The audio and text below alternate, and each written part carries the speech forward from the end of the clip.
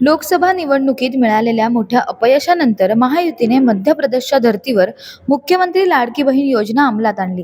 सरकार स्थापन होऊन जवळपास 18 दिवस उलटले तरी अजूनही लाडकी बहीण योजनेचा डिसेंबर महिन्याचा हप्ता हा सरकारच्या लाडक्या बहिणींना मिळालेला नाहीये. त्यामुळे हा डिसेंबरचा हप्ता हा कधी मिळणार याबाबत आता राज्यभरातून विचारणा होते. विधानसभा निवडणुकीनंतर आता पहिल्यांदा मुख्यमंत्री लाडकी बहीण योजनेचे पैसे मिळणार आहेत. यासाठी प्रक्रिया सुरू करण्यात आली आहे. आजपासून लाडक्या बहिणींच्या खात्यात पैसे जमा होणार आहेत. लाडकी बहीण योजनेचा डिसेंबरचा हप्ता पुढील 7 ते 8 दिवसात येणार अशी माहिती खुद्द मुख्यमंत्री देवेंद्र फडणवीस यांनी दिली होती. डिसेंबर महिन्याच्या अंतिम महिन्याच्या आठवड्यात हे सर्व पैसे दिले जातील. पहिल्या टप्प्यात 35 लाख महिलांना लाभ मिळणार आहे. त्यानंतर उर्वरित महिलांना पैसे मिळतील. मुख्यमंत्री माझी लाडकी बहीण योजनांची रक्कम ही 1500 रुपयांवरून 2100 रुपये करण्याची घोषणा महायुती सरकारने केली.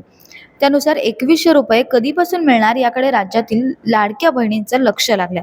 मात्र आता या बहिणींना डिसेंबर महिन्याचा हप्ता हा 1500 रुपयांप्रमाणे मिळणार आहे. त्यामुळे 2100 रुपये मिळण्यासाठी लाडक्या बहिणींना आता वाट पाहावी लागणार आहे.